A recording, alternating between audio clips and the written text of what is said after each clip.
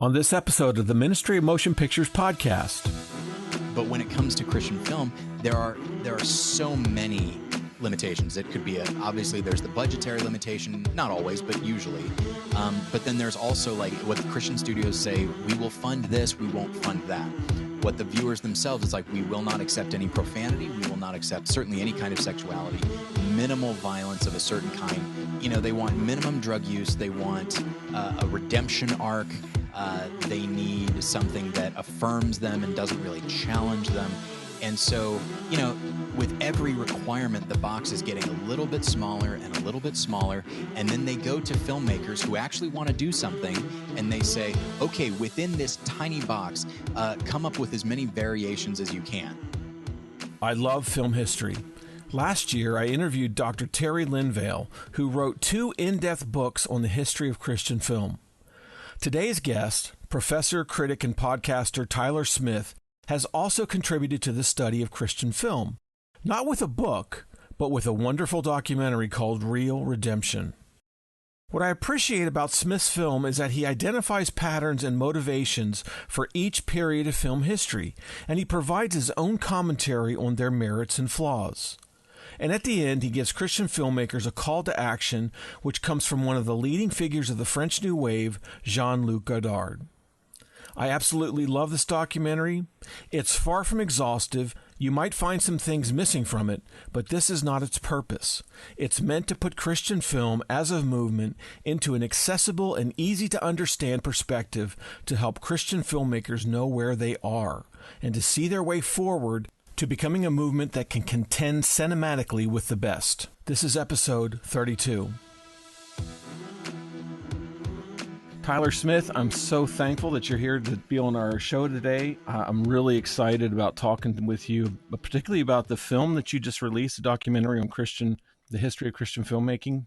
You are if I get this right, you're a professor at College of the Canyons and Chaffey College. Adjunct instructor, but yes. You're a writer and a film critic.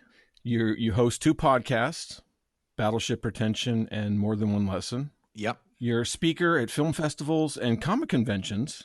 Yep. An author. You've written a book called Cinematic Suffering, Reviews of Terrible Films. And you've done 2 video productions, a 9-part series called Faith and Filmmaking, and then a documentary, which we're going to talk about a lot today, Real Redemption, The Rise of Christian Cinema. Yes. Which I'm really excited about it because it's a very accessible overview of the history of Christian cinema, how we got here and why. I think this is a sort of a blind spot for a lot of Christian filmmakers. We don't really know where we came from and how we got to where we are. And you sort of encapsulate everything in a very accessible, easy way to understand the various movements. And you provide us with challenges that lead us on the road ahead, wrestling with why we are who we are, and you're very thoughtful in how you sort of wrap up the film. But before we get to that, you also do script consultation. Yes. I've been doing that for a few years. I did it many years ago. I worked for a couple of producers as an intern, and then and part of that meant reading through scripts, and then I transitioned into getting paid to read scripts, which it wasn't my full-time job or anything like that, but it was just something I did on the side. And then I moved away from it because I just didn't find it very fulfilling. And then as a function of going to Christian film festivals and talking to just a number of writers who, you know, I'd have my table there and I'd give my talk, and I would have people coming up and saying like, hey, do you read scripts? And the answer was no for a long time. And then I realized that, you know, I mean, if I can make a little bit of money out of that, great. But also the Christian film industry is not necessarily financially, but like it's struggling from a creative standpoint. Yeah. And usually that starts with a deeply flawed script. Right. And I thought like, okay, well, if this is something that I can do to help the Christian film industry maybe get a little bit better, then I will do that. And yes, bring in some money for myself on the side. So essentially, it depends on how long the script is, obviously, but my rate varies between $200 and $250 a script. I try to keep, which may sound like a lot, but as far as as far as script consultation, that's pretty low, because I don't want to necessarily. Oh, yeah, a lot of Christian screenwriters are, this is not their full-time gig at all, and so I don't want to bankrupt them so that I can tell them that their script needs a lot of work. I'd rather I want to be paid pretty okay for my time, but I also don't want it to hurt them financially. Well, in my experience, $250 per script, that's pretty affordable. From my experience, thank you, because I've paid for more than that. Yeah, and admittedly, that's a feature length script. Like I've reviewed people's like a pilot script, which is like 60 pages. So I dropped my price down for that. So do you do this a lot? I do it a few times a year at this point. Okay. It's something, like I said, at this point it's very much a side gig. There are some people that come back, and I'll say this, it's very rewarding when somebody, I've been working with them on a script, and every time it gets a little bit better, and then they come back with another script and they say, hey, I want to start the process over again. And their next script, and even in the early stages, is just objectively better. So it's fun to see somebody get better as a screenwriter, not merely a script get better, but to see them and their instincts develop and get better. Like that's very rewarding in its own way. That's great. That's good. I mean, that's something I think that's very needed in the Christian film marketplace, because as you said, it starts with the script. If the script isn't working right, then the film's not going to work right. Yeah. I mean, don't get me wrong. You could have a great script and still mess it up. And there are any number of Christian filmmakers that can very easily do that. But it's at least you've got a backbone there. Right. That's right. So you host 2 podcasts. Tell me about your podcasts. So Battleship Pretension has been around since 2007. It's a movie discussion podcast, not necessarily a movie review podcast. We do have articles and written reviews on the website.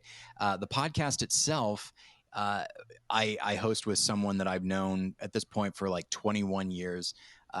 We were roommates in college. We went to film school together, and the idea of the show was it was meant to be the type of casual yet in-depth film discussion that friends have when they're movie fans. And so it's topic oriented. So like, for example, recent episodes, we did an episode about Cold War movies, which is to say movies either made during the Cold War that are actively about it, or movies that were made in retrospect and are about the Cold War, like Bridge of Spies and Tinker Tailor Soldier Spy and stuff like that.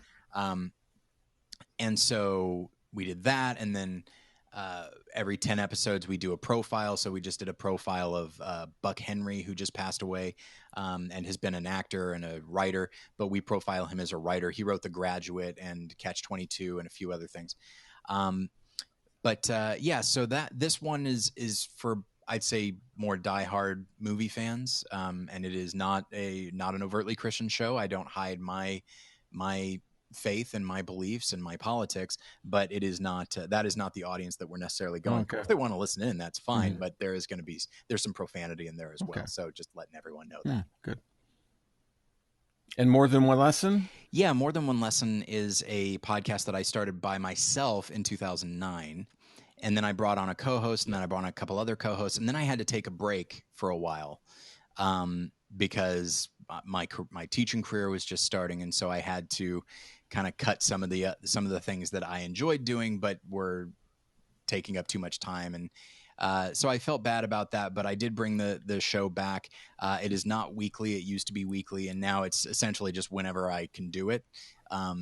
So I just recorded my first episode in like a month, talking about the new Invisible Man. And the episode before that was about The Irishman, directed by Martin Scorsese.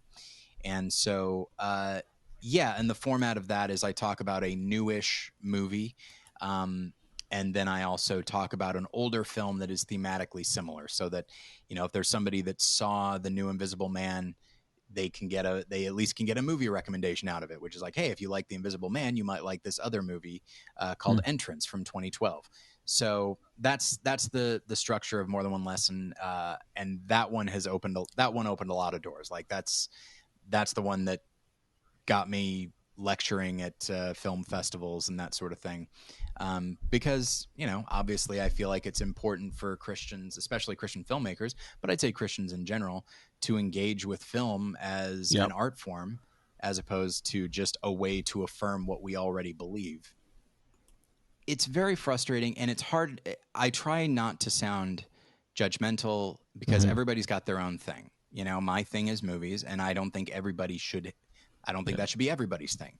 Um, but the number of arguments and debates that I've gotten in with Christians who approach movies solely from a thematic standpoint, solely from a content standpoint, not looking at all at what a director might be trying to do, like as if any film that does not actively endorse the gospel is somehow Right. hostile towards the gospel. Uh, and I think that is a silly way of looking Yeah. at any kind of art. And I personally think that you can get the truth, I'd say lowercase t, from any film, any book. It might only be a small amount, but uh, if there is a filmmaker who is actively trying to capture something about the human condition, they're going to touch on things that we as Christians believe to be true. They may not know that that's what they're doing, but that is what they're doing. And if we simply, as viewers, much less filmmakers, which I'll get to later, but if we as viewers refuse to see anything that could be even vaguely challenging, um, you know, sexuality and nudity, I get, like, that can be a genuine stumbling block for people. I get that. But like, the number of people I've heard say like, oh, I don't want to see a movie that has like profanity. I don't want to listen Mm-hmm. to that filth. It's like, okay, that's fine. I'm not saying that you need to say it, but at the same time, like, this is an increasingly profane world. And while I understand that maybe that's the reason why somebody doesn't want to watch a movie Mm-hmm. with profanity in it, it's like you're missing out on some pretty amazing films that might actually enrich you as a film viewer and as a person Right. and maybe as a Christian, all because you don't want to hear words that you yourself would never say and are in no Right. danger of saying afterwards. It's, I think, Yeah.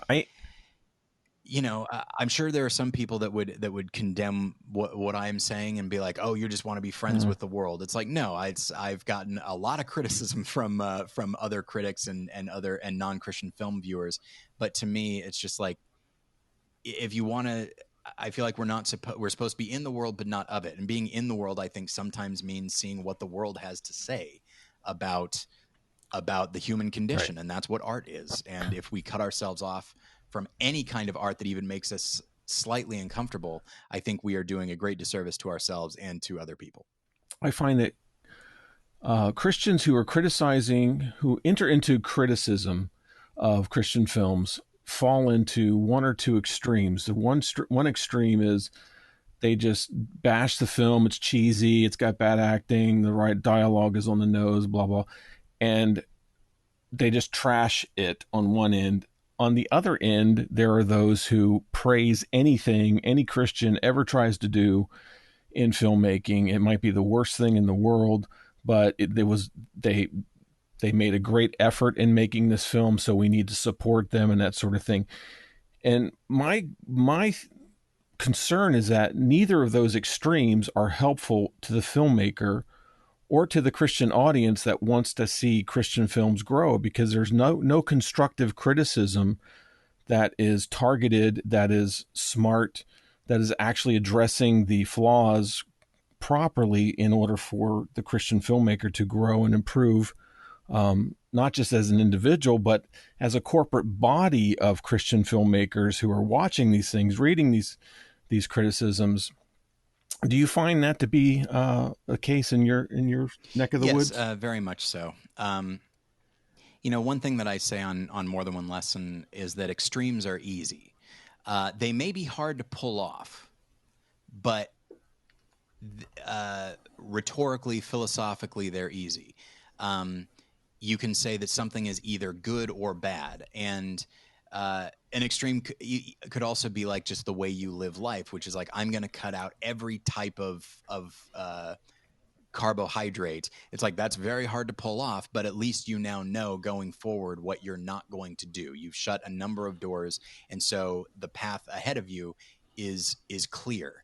But once you suggest that there is a middle ground, especially when talking about art and about the way certain things are portrayed, once you say that, yeah, these films could be a lot better, they fail frequently at what they're doing, but there is still good to be mined out of them, and let's actually explore that. That's Yeah. really hard to do, especially if a film made you feel a certain way. There are plenty of movies, Christian or otherwise, that frustrate me and anger me, not necessarily because of their quality, Hmm. but because of their message. And I could either say, like, well, that movie's just terrible, or I could be like, okay, well, what is the filmmaker trying to do? Right. Why is he trying to send that message? How can I internalize that message? Do I agree with it? Is there any aspect of it that I do agree with? And if there is, then, like, okay, well, now I can reassess the film, not based solely on my agreement, but with how the message is presented. And it's just, all of that is a lot harder to do. It requires more of me. And, just because I love movies and because I try to think of them a certain way, that doesn't mean that I don't fall into the same patterns as anybody else. Like, there are movies that, because they don't hit me right philosophically or politically or spiritually, there are movies that just, my Yeah. inclination is to dismiss them. But then I realize, like, no, this filmmaker put a lot of Hmm. time and effort into this. The least I Hmm. can do is try to hear him out. There was a movie a couple years ago directed by Darren Aronofsky called Mother, starring Jennifer Lawrence and Javier Bardem. And it is itself a bit of an indictment of organized religion, specifically the Christian religion, and with a heavy dose of environmentalism in there. And a lot of people would look at that and say, like, oh, well, this just acts as though God is some kind of monster and all that. And I guess if you look at it a certain way, it is. And while I don't think I agree with the way Darren Aronofsky is portraying religion, I still want to, he is a thoughtful enough director, certainly stylistically, but also thematically, that I at least want to hear him out. And sometimes hearing somebody out isn't just you watch the movie; it's also you think about the movie. And let it work on you Hmm. past your own instincts and your own Yep. knee-jerk reaction. And so I have them too, and sometimes I have to force myself to move past my own personal preferences. And often when I do, yeah, I still don't love Mother, but it's a very audacious film, which I appreciate. I appreciate audacity and ambition in filmmaking, because there are so many movies that don't have that. They're very safe, and Hmm. Mother is not that. And so in the end, it's a movie that I don't think I really like very much, but I at least wanted to give Yeah. it a chance. Specifically because he made a movie called Black Swan in 2010, which was my favorite movie of that year, and he's made other movies that I really appreciate. So I could either say, like, well, this guy made a movie I don't like, so I'm just going to dismiss it, or I'm going to be like, well, I've trusted this guy enough in the past to give him the time of day. I'm going to do it here, even with a film that would seem Right. to be hostile to what I think. So I feel like it's difficult, but that's improved me as a film watcher, and I think I'm a better person for it. That probably sounds really egotistical. No. Um, but No, yeah, I think that's that's great. kind of the way I look Why at don't it. we jump into your documentary, Real Redemption, because that's what really got me excited. Okay. I mean, I'm enjoying talking to you about criticism, but we're going to get to that at the end of this discussion about your documentary. What was the impetus behind this? A lot of things.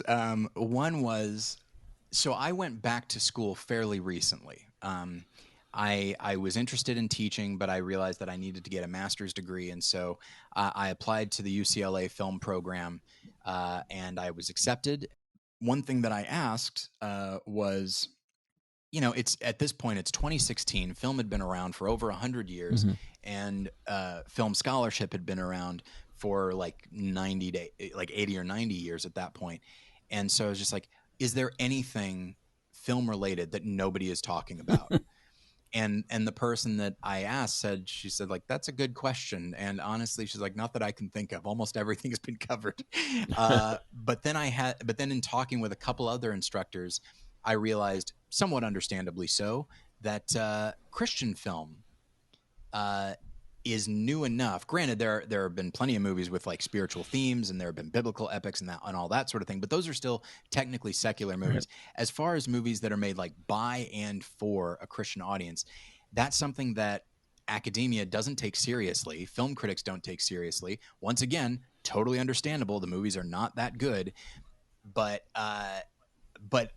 this professor of mine said like there's a very definite gap there.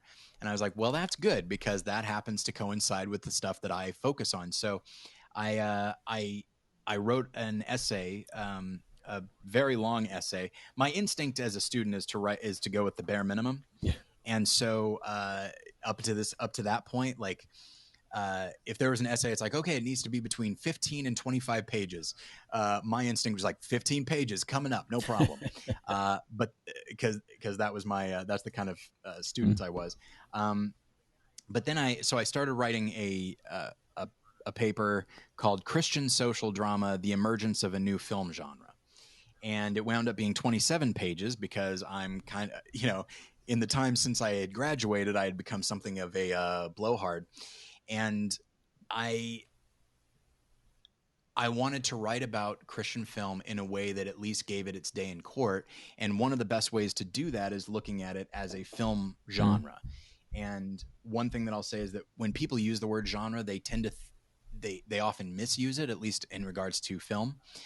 They usually use it as a synonym for a category, but in actuality, a genre is a very different thing. Like Westerns are a genre, but drama is not, because you always know when you're watching a Western. You know when you're watching a science fiction film or a sword and sandal epic, whereas a drama can look very different from one film to the next. It can have very different types of characters, very different types of stories, whereas, you watch a Western, you're going to get cowboy hats, horses, revolvers, and you're going to get certain types of stories. And what's interesting is that in the history of genre, anytime a new genre is being set up, it's usually looked at with scorn by academics and critics alike, because they don't quite realize, because it's something that you can't realize in the moment, they don't quite realize that something new is being developed. Right. And so, I remember in the early days of slasher movies in the 80s, there were so many of these movies being made, and critics had no use for them, because critics were thinking in terms of traditional horror. Right. The closest they were thinking in regards to slasher movies were things like Psycho or Texas Chainsaw Massacre. But now you've got stuff like Friday the 13th and any number of other types of movies. And critics felt like they had no use for them. And they're like, well, it's just the same thing over and over again. I'm like, yeah, but isn't that what a Western is? And so, again, in the moment, it's not a thing that you're aware of. Over time, that's when you realize, oh, I see what's going on here. And so along those lines, I started to see similarities between a lot of the very popular Christian films. And so I referred to them as Christian social drama. So I wrote that essay, and then I put it in my first book, Worth Watching, Movie Reviews and Essays, which I don't really push anymore, because I only have a few copies left. And so I would hate for a lot of people to order it, and then I'm like, I don't actually have enough.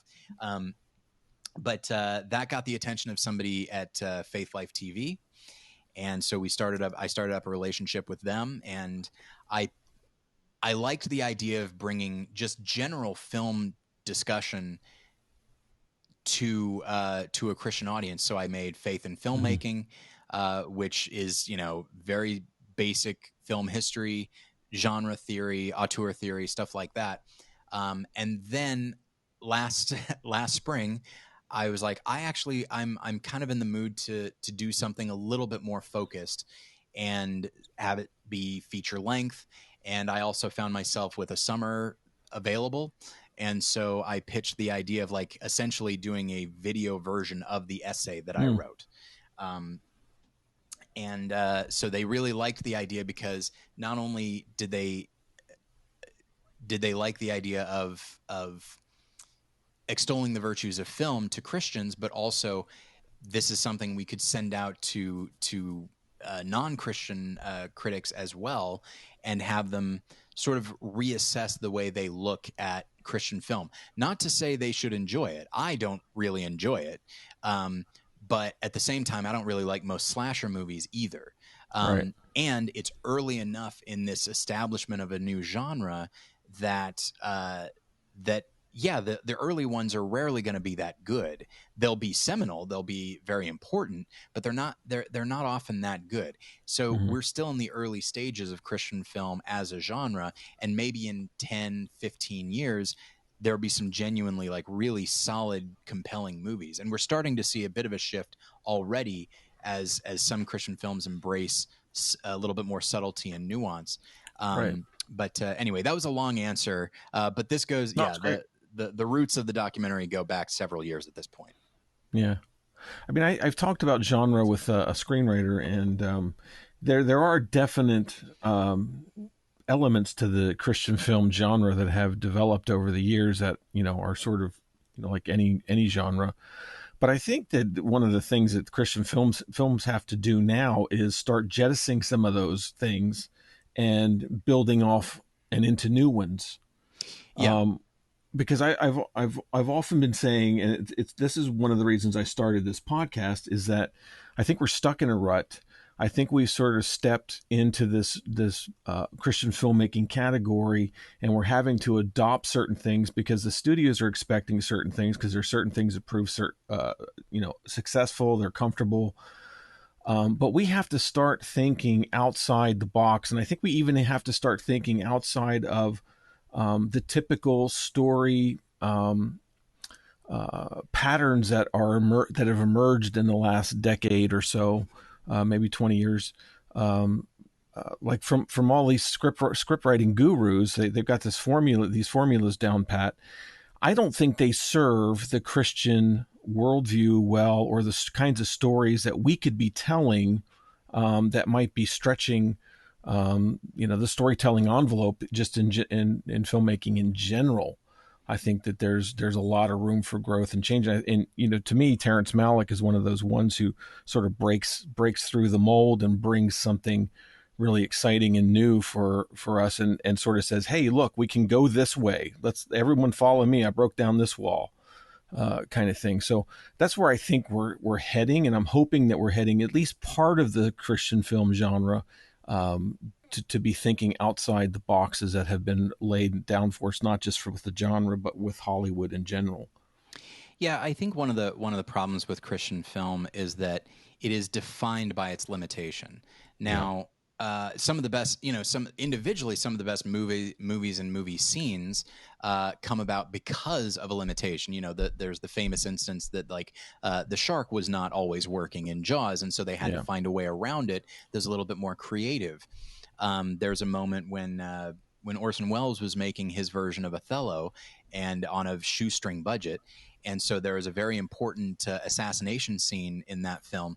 And the story goes that on that day, the costumes didn't arrive because the bill had not been paid. Exactly. And so he goes, well, I've got all the actors here. What can we do? How can we shoot this scene without the costumes? Mm-hmm. And so they decided to shoot it in a Turkish bath.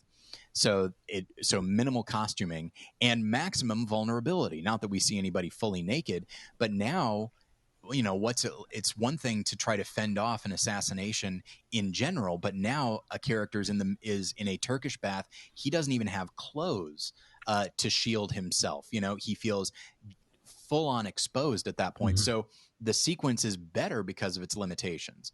But when it comes to Christian film, there are so many limitations. It could be obviously there's the budgetary limitation, not always, but usually. Mm-hmm. But then there's also what the studios themselves agree, what the Christian studios say, we will fund this, we won't fund that. Right. What the viewers themselves is we will not accept any profanity, we will not accept certainly any kind of sexuality, minimal violence of a certain kind. They want minimum drug use, they want a redemption arc, they need something that affirms them and doesn't really challenge them.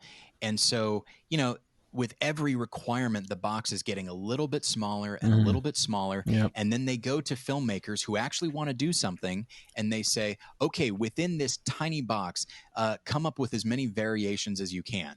Well, there's not many that you can do. And so one of the reasons that I made real redemption, one of the reasons that I've been doing my podcast for as long as I have, is that like God, in my opinion, God can speak through anything, Mm-hmm. even movies that would appear to be offensive. And, you know, you mentioned Malick. I mean, Malick he rarely engages in traditional structure. Right. Certainly, if you look at something like Tree of Life, that is not a traditional structure, and he rarely spells out his messages or themes or lessons. And I hate to say it, but I think a lot of Christian film viewers, they approach film first and foremost like a sermon, Mm-hmm. and the nature of a sermon is that it's Yeah. direct. The preacher is saying what they mean, and film is it by its nature. Like if you're embedding a message within a story or a series of images, there you run the risk of that message getting Right. lost. And I think a lot of Christians aren't comfortable with that. They want everything to be very overt. Never mind the fact that Jesus often spoke in parables because he thought that they would be more effective. And sometimes he didn't even explain what everything represented. And so I do think that I don't remember how we got on this, but I do think that almost any film that is worth anything is taking some kind of risk. It might be minimal, but it's taking some kind of risk. Christian films at the moment are taking very little risk, with a couple of exceptions. In the documentary, I do talk about the movie Breakthrough, which for the most part I think is only so, but I see a couple of risks being taken. Interesting. You know, there's a moment where you know, it's all about it. There are now like actual subgenres of the Christian genre. There's the musical biopic, and then there's the real life miracle story. Miracles from heaven, heaven is for real, Breakthrough. You see this kind of thing. But with Breakthrough, there's a moment where this kid experiences a miraculous recovery, and he really should have died. I mean, just scientifically, it's shocking that he didn't. And so he experienced this miracle, and then other characters are asking, like, well, why do you get the miracle, whereas my husband didn't or my dad didn't? And his answer to that is, I don't know. And I love that, because when it comes right down to it, like, I don't know. I don't know why I'm in a certain situation and somebody isn't. I don't know why somebody else is living a life that looks pretty amazing, and I have had to struggle in one way or another. I really don't know. And I think that is a risk, because up to this point, Christian films are have really laid things out. They're like, oh, God allows this plot point to happen so that this will happen. So the idea of a Christian film saying, I don't know, I know it seems like a small risk, but it's huge in the world of Christian film. So I do think we're going to get a little bit, you know, that's the problem, is you can either look at all of the flaws of Breakthrough, and there are many, or you can compare it to other Christian films and see the progress that's being made. And that way you can appreciate it. I still don't really endorse the movie, but I can definitely see where the improvement is being made, because I do think that there are Christian audience members that want that. They view film as an artistic medium and not merely a way to convey a message. And so they appreciate the message, but they appreciate it more when it is embedded in an artistic work. I agree with you. This also happens in the secular filmmaking, because anything that's message driven, where there are things opened up and everything is buttoned up so nicely, everything is answered, there's no lingering questions, that doesn't matter what the subject is or the genre, when everything is answered, it sort of seems trite and flat and contrived, because we have to push the characters where they don't necessarily want to go, to say things they wouldn't necessarily say, that don't seem truthful to whatever situation they're facing. We have to be comfortable to allow those things to be unanswered, some of the things to be unanswered, because that gives it a layer of believability.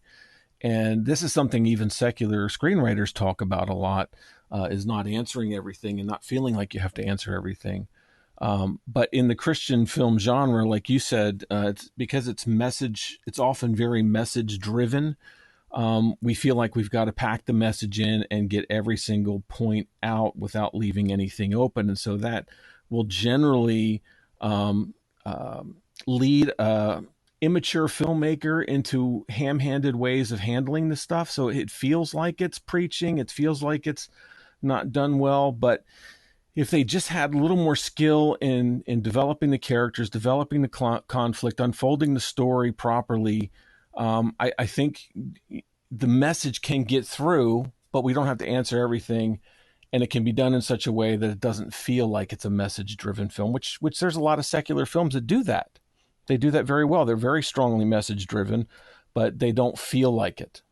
And I think Malick is one of the filmmakers who's able to produce layers of unfolding where some of them are stronger and clearer than other ones. And when you sit back and look at how he structured his film, what his characters are saying, what they're doing with the imagery and everything, you start to see things that weren't necessarily apparent on a first viewing, which is the mastery of Terrence Malick with this film, with his craft, with what he's doing. And I think, to me, he's sort of helping us along the way, saying, look, this is how we can produce films that are going to reach the world, that are going to be smart and very powerful, cinematically powerful. Yeah, and I think one of the reasons that I made both the series on Faith Life, but also the documentary, is because I feel like a lot of Christians, like they've been so, I'll say we've been so suspicious and skeptical and maybe even hostile towards filmmaking for so long because of the content that it could feature, that we've become sort of film illiterate. The very first talk that I ever gave at the International Christian Film Festival was called Speaking the Language of Film, because it is its own language, complete with punctuation and stylistic flourishes and all of the different things. If you simply look at words on a page, they could be very clear, but if you now imagine reading those same words but with a sarcastic tone in your voice, they mean now exactly the opposite. And film is exactly the same way. Like, you can have a character that seems very straightforward, but in the performance, the way the character is shot, the music that plays underneath could make the character the exact opposite of how he is written. And so, but that's something that you come to realize only if you've watched a lot of movies. And one of the things, I never actually say it, but like by showing so many films, or referencing so many films in Real Redemption, I really want to hopefully cause a level of curiosity in the viewers, so that they're like, oh, that movie looks good, I'll watch that. Because I do think that, yes, you can take film courses, you can read books, but the best education you can get is just to watch movies and learn how they are made. And there's always, you run the risk of watching and liking movies that really aren't that good, or at least not that effective, but it's a step in the right direction.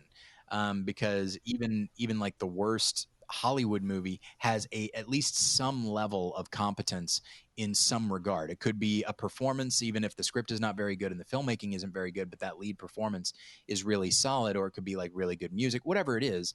And so I do want to push Christians to just watch more movies. And again, I recognize that if you need to do research and find that, this film features nudity and sexuality, and that would be a temptation for me, I get it. Staying away from that is totally understandable. Everybody has their own convictions. I get it.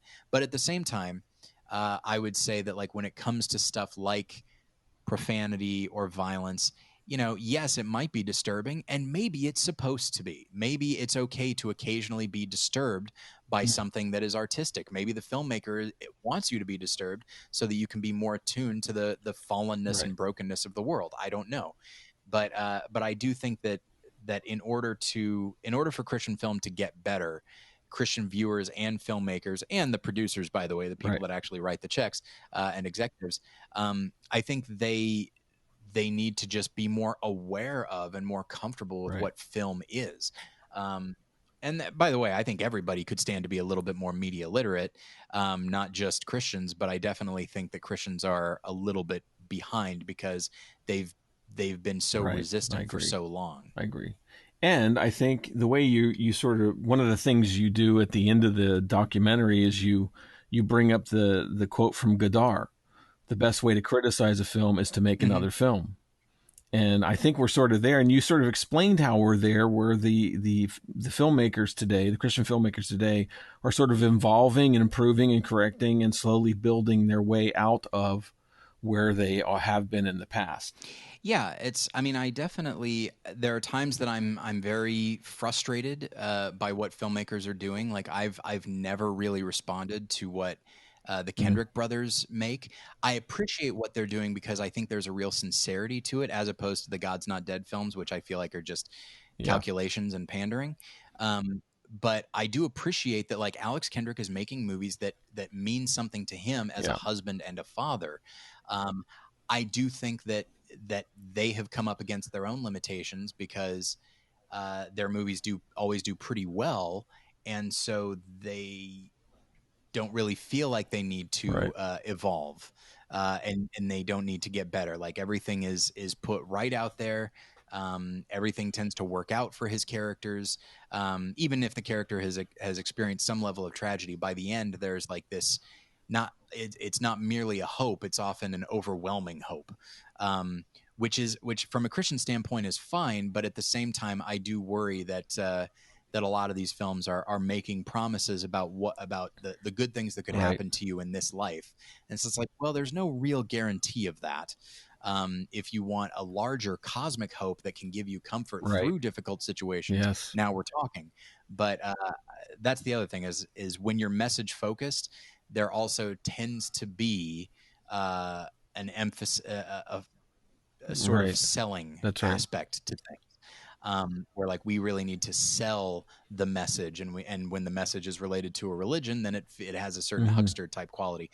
But to go back to what you were saying, I do think that there are directors that are looking at the way that like the Kendrick brothers fall short, or the God's Not Dead films fall short, and they're like, okay, well, we can tweak ours a little bit so that we're not making that mistake. Maybe we're making new mistakes, Right. but we're not making that mistake. Like the third God's Not Dead actually does make some changes to the formula from the first two, and that it doesn't just make its atheistic characters are not just these two-dimensional Really. monsters, that Hmm. they're real people who have their own very real Yeah. objections to these things. And so it can be kind of encouraging to see these changes, and to see the way that any genre kind of self corrects and then becomes a little bit more defined, not limited, Yes. but more defined. And there is a I difference think between the two. I know you got to wrap up here quickly. But I just want to go back to Godard and the French New Wave movement, Okay. and end on this because and get your perspective on this, because I look at the French New Wave with Bazin and Truffaut and Godard and these guys. What they did was amazing, and they came out of criticism. They came out of film criticism, Mm-hmm. and they saw that their people were not being served by Hollywood. They wanted to do things differently, and they jettisoned everything almost, and they embraced the new technology, the new distribution models, and they created a movement that then Hollywood was looking back at them and trying to follow what they were doing. And I think, we might be at a place in that as Christian filmmakers where we could be doing the same thing, because Hollywood seems to be stuck in something of a rut, at least in the more studio driven filmmaking. But we Mm-hmm. as Christian filmmakers, now that we're not beholden to Mount Hollywood, as Alex Ferrari calls it, we can find our own distribution, we can find our own financing, and we can don't have anybody to answer to except our audience. If we can get those things in place, then we can start telling the stories that we want to tell. We can take the risks that we want to take, and perhaps create a whole new Christian film genre, a Christian new wave. Um, and I think there's probably a lot of room. There's a lot of genres and subgenres that we could be pursuing. And yeah, I mean, let the Kendricks do what they're doing, but then there's all these other filmmakers who could be doing things differently and challenging things. And The opportunity is wide open. And I think right now the message for Christian filmmakers is get out there and start making more films, like Godard says. Make another film, make more films, and let's saturate the marketplace with Christian films, and we will grow from that, and a movement will come out of that. Yeah, I mean, it's one of the things about the French New Wave. A lot of those, like, I'm not a big fan of Godard, but I also recognize what he is doing. You know, I respond to Truffaut a little bit more. Yeah. I think his stuff is a little bit more humanistic, but I can still look at something like Breathless, and I see that, like, okay, this is a film clearly influenced by American film noir, but like you said, Godard's just like, okay, well, I can be influenced by that. That Right. doesn't mean I have to emulate it. In fact, I can have a character turn to the camera and say something out of nowhere, having not established Yeah. that's something he does do, and we might never do it again in the film. We don't actually have to stick to any particular rules. And often when filmmakers or either individually or as sort of a movement like Italian neorealism or whatever it is, they decide, like, okay, well, the old rules, they're rules only because everybody follows them. We can just do our own thing. And I do think that, as tends to happen with Christian art, whether it be music or movies, they always have one eye on Hollywood, which is understandable to a point. But either they're saying, like, oh wait, we need to try and do our version Right. of Hollywood, or they're like, oh, we're not going to do what they're doing. But in everything, they're simply looking at what Hollywood is, or more specifically, what they perceive Hollywood to be, as opposed to, like, okay, well, what can we glean from Hollywood? Well, we can glean the way a movie is made, which is to say, like, going through multiple levels to make sure that the quality is as good as it can be, as opposed to writing a first draft of a script and then shooting it.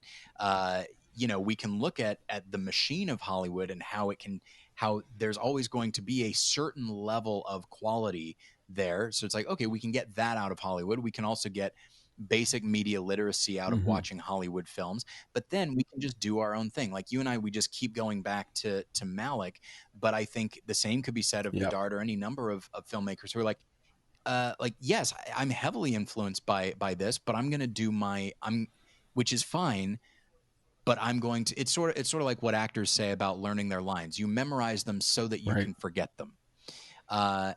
So that it's an instinct rather than you're trying to remember your line in a certain moment. And along those lines, I think the best, like, rather than simply say, like, well, we're not going to do what Hollywood does. Like, well, I'd say first you should immerse yourself in what Hollywood does, understand what they do, so that you can then forget the lines and do your own thing. Because there is a lot we can learn as artists, and I would say as Christians, from what Hollywood has put out, rather than simply look at it with a hostile eye and just say, I have nothing, I can't get anything from them. Of course you can. Absolutely. If God can work through any number of historical figures in the Bible that were openly hostile, if not persecuting to Christians, and he can certainly use a filmmaker who is sensitive and actually trying to get at something at the core of his or her own humanity. God can absolutely use that. If I can feel closer to God as a result of Pulp Fiction, without even really trying that much, and for Pete's sake, you have characters that are quoting the Bible, admittedly misusing it, and then realizing they misused it and trying to use it the right way. Like, you don't really have to work that hard, but I guess Pulp Fiction, it's got drug use, it's got violence, it's got profanity. So what could I ever get out of it? And that's where the conversation ends. And I feel like that's I've been repeating myself over and over again. Sorry about that. This is nothing new. I've been saying the same thing for like 20 years, but yeah, I very much agree with you. Like, dropping your own thing, dropping the expectations so that you can then do your own thing. I think first you have to understand what the expectations are, and then you can move on. I can get a lot out of Pulp Fiction without even really trying. And it's not because of me, it's because of what Tarantino is doing. You have characters that are openly quoting the Bible, albeit they're misusing the Bible, but then a character actually witnesses what he views to be a miracle, not a miracles from heaven type miracle, a very different type. And he immediately sees God in it, and he realizes what he has been doing so very wrong. in his life, and he immediately decides he wants to start following God. But the film has a very explicit conversations, it has profanity, it has drug use, it has violence, it has a lot of stuff.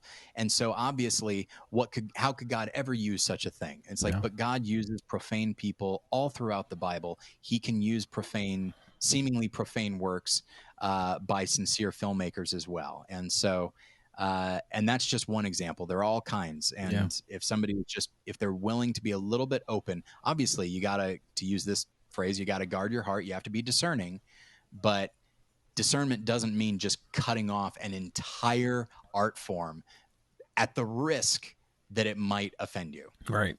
I agree. One could say that's the exact opposite of discernment, actually. Very good point. That is a very good point.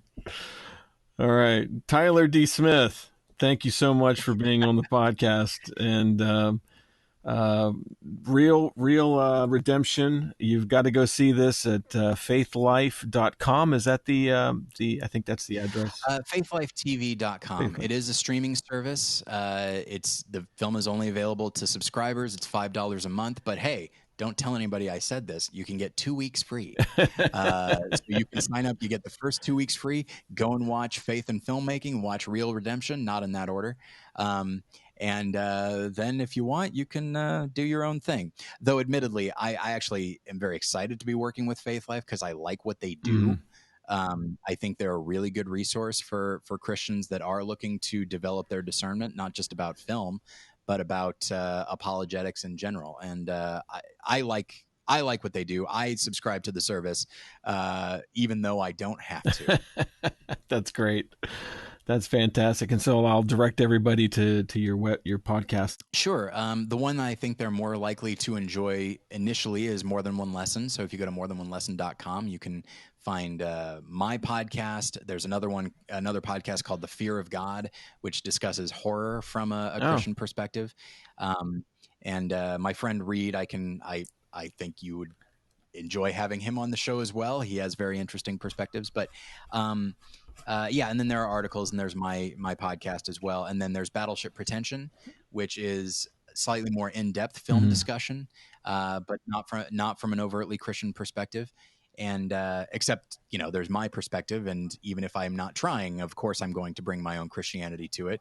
My favorite movie of last year was A Hidden Life. And so I just saw that. I adore it. I think it's such a wonderful film. Tyler, thank you so much. This has been fantastic. Thank you for having me. Great. I appreciate it. You'll find Real Redemption only at Faith Life TV. You'll find a link in the show notes. Tyler has also created a video course for filmmakers called Faith in Filmmaking, which I highly recommend you watch. It's also at Faith Life TV. In the show notes, I've listed Tyler's podcasts and his website. And if you're writing a script, I recommend getting script coverage from Tyler. I've gotten professional script coverage for a number of scripts I've written, but when it comes to the elements of faith and the faith-based market, unless they're Christians, they're not going to understand those critical elements, and they're not going to be able to offer you any help. It's like sending a horror script to somebody who doesn't like or understand horror scripts. Their coverage can only be so helpful. Thank you for joining me on the Ministry of Motion Pictures podcast. You'll find show notes and more information about us at ministryofmotionpictures.org.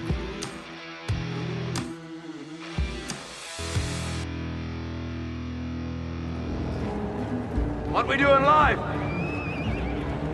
echoes in eternity.